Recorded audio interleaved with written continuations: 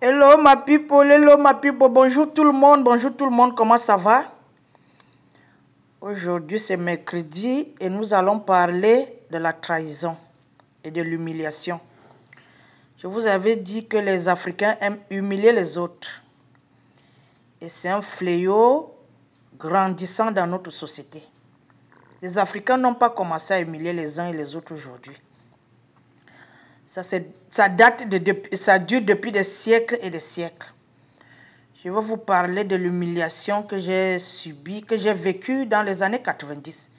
Oui, c'était exactement en 1990. Par ma meilleure amie. Elle s'appelait Koneba Yolande. Comme je vous ai toujours dit, j'ai grandi au quartier Nsam.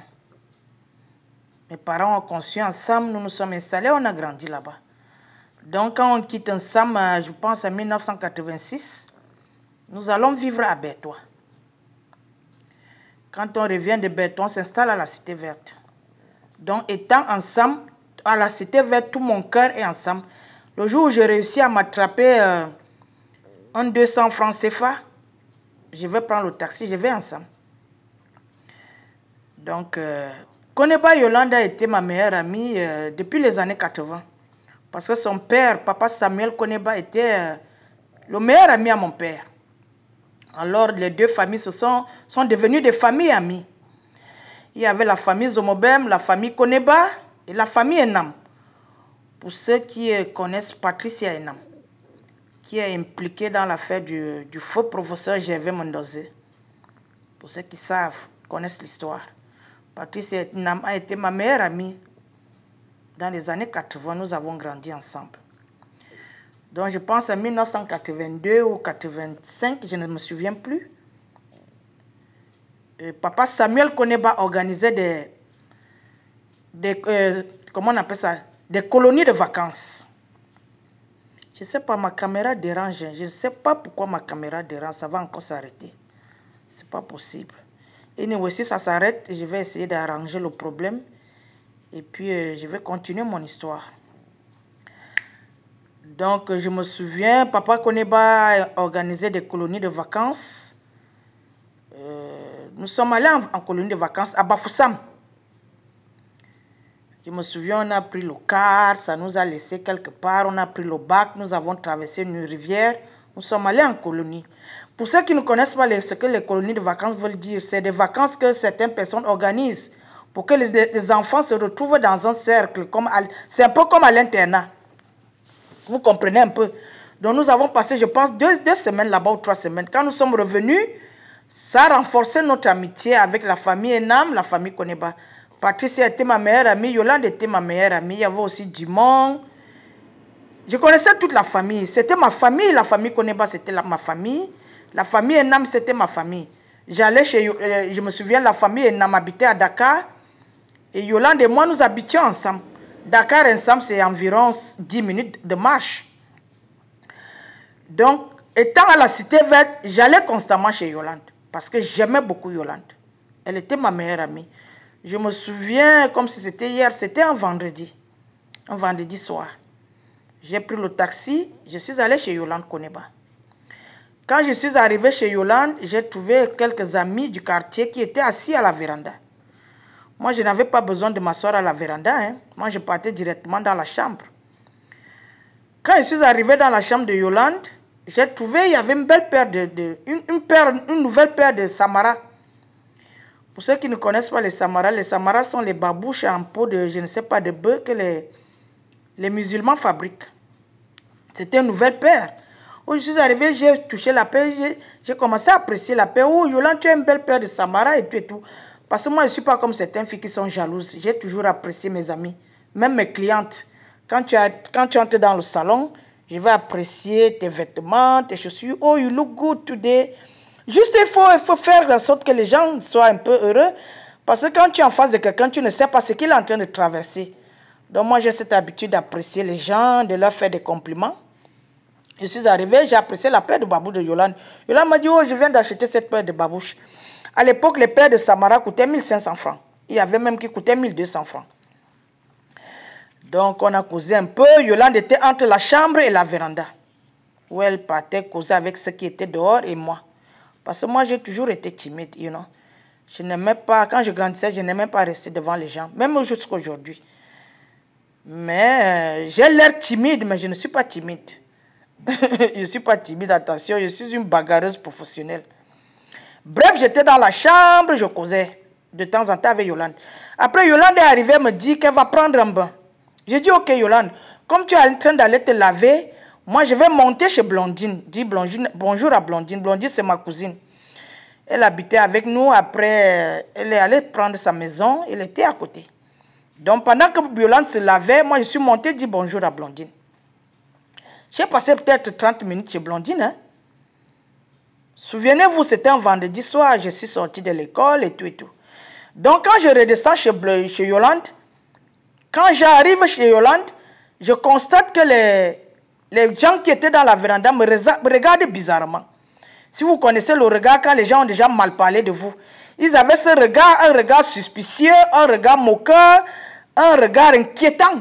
Je n'ai pas compris pourquoi les gens me regardaient. Dans la bande des gens qui étaient dans la véranda, il y avait Sylvie Manga. Pour ceux qui ont grandi ensemble, vous connaissez très bien Sylvie Manga. Bref, je suis entré dans la chambre. Quand j'entre dans la chambre, Yolande m'agresse tout de suite, elle n'a pas attendu. Parce que Yolande était une fille agressive. Elle me dit cela, viens me donner mes samaras, viens me donner mes samaras. Ok. J'ai dit, quel samara? Elle dit, mais les samaras qui étaient, si tu as volé mes samaras, cela tu as volé mes samaras. Je vous jure, j'étais dépassée. Parce que moi, parfois, parler me dépasse. Pour ceux qui me connaissent, j'ai commencé à pleurer. Sans rien dire à Yolande, j'ai commencé à pleurer. J'ai dit, Yolande, je n'ai pas pris tes samaras. Teke est passé par là en boulot, nous sommes boulot. Teke, watema oube samarando à quelque libre Blondine. Tu as volé mes samaras, tu es parti laisser chez Blondine. Va prendre mes samaras, je viens de les acheter. J'ai dit, Yolande, je n'ai pas pris tes samaras. Comme je vous parle doucement comme ça là. Yolande quitte la chambre, elle va vers la véranda, devant tout le monde. Cela, tu as volé mes samaras, viens me donner mes samaras. J'ai pleuré, j'ai même les larmes aux yeux en ce moment. J'ai dit, Yolande, je n'ai pas pris tes samaras. Yolande, je jure, je n'ai pas pris tes samaras. Elle dit, tu as volé mes samaras. Elle a insisté. Oh, la femme s'y m'appelle, man. Moi, je n'ai pas envie de couper ma vidéo. C'est comme ça. J'ai dit, Yolande, je n'ai pas pris mes samaras. Après, Yolande me dit, en tout cas, comme tu dis que tu n'as pas pris mes samaras, moi, je sais que tu as volé mes samaras. Il y a les gens qui sont ici, ils t'ont vu sortir avec un paquet.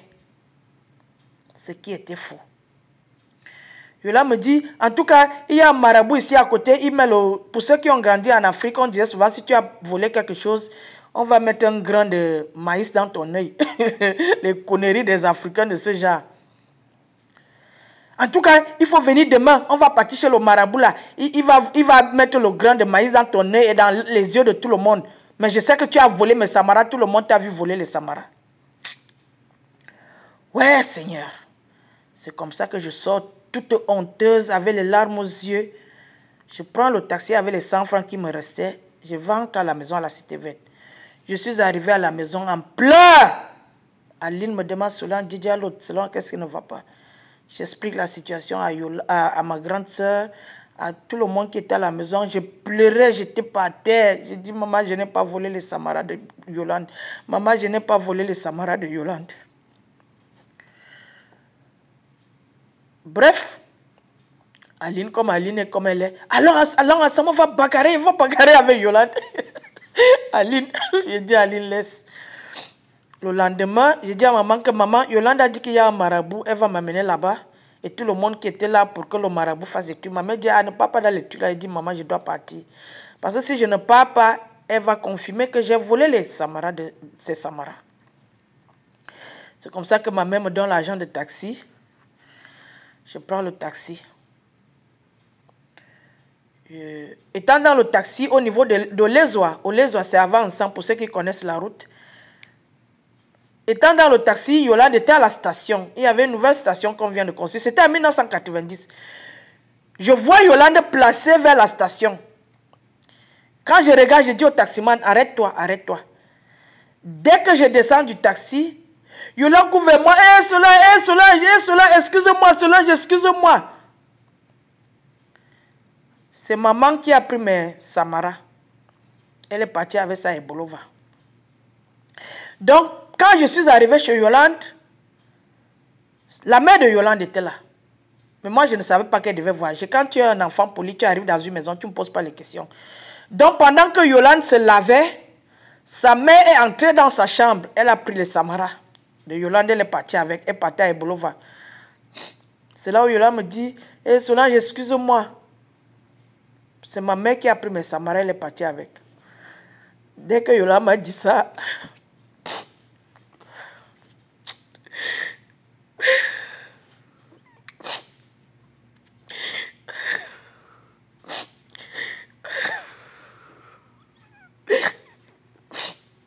je n'arrive même pas à parler.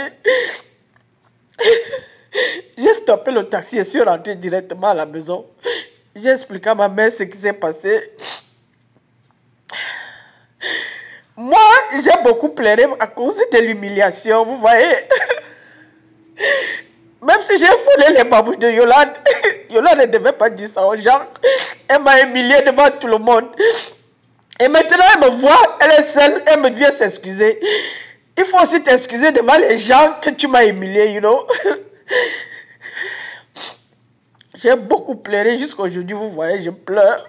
Parce que j'aimais beaucoup Yolande. J'ai toujours aimé mes amis. Je n'ai jamais humilié mon ami. Yolande était ma meilleure amie, je l'aimais beaucoup. Mais j'ai un problème, je suis rancunière parce que je ne fais pas du mal aux gens. Quand tu me fais du mal, je ne peux pas pardonner. J'ai décidé, je ne vais plus jamais parler à Yolande. J'ai arrêté de fréquenter Yolande jusqu'à aujourd'hui. Je me souviens, le père de Yolande est mort, Papa Samuel. Je ne suis pas allé au deuil parce que j'étais fâchée. Je pense en 1997. Aline et moi, nous étions au Carrefour Sam, on partait faire les courses. Yolande passait dans le taxi. Dès qu'elle nous a aperçus, elle est descendue du taxi, toute souriante. Solange, Solange! Parce que nous avions appris que Yolande était partie en France. Vous voyez un peu, ça, c'était pas mon problème. Je l'avais sorti de ma vie. Donc, les années étaient passées, vous voyez. Étant au Carrefour Sam, j'entends la voix de Yolande. Solange, toute souriante. Elle sortait de la France, toute jolie, toute belle. Je l'ai regardée, je suis passée, je l'ai ignorée. Elle s'est embrassée avec Aline, elles ont commencé à causer. Elle est venue vers moi, je l'ai ignorée, je suis passée. Je pense en 1998, nous sommes allés... on appelle ça comment? Les tours de prière que le pasteur Ngomo organisait à Zouetele. Yolande était à cette conférence, à cette réunion. On appelle ça comment? Retraite spirituelle. Retraite spirituelle. Elle sortait de la France et elle est allée elle est venue à cette retraite spirituelle. Moi, c'est l'époque où j'avais beaucoup de souffrance. J'avais un enfant, je n'avais pas les moyens. Je suis allée voir le pasteur Ngomo, qui était mon grand-père, pour lui expliquer mes problèmes. Que pasteur, je souffre beaucoup. Je veux m'en sortir. Il a beaucoup prié pour moi. Donc, j'ai vu Yolande. Yolande est toujours venue vers moi. Je l'ai ignorée. Parce que pour moi, Yolande m'avait trahi. C'était une trahison que je ne pouvais pas pardonner.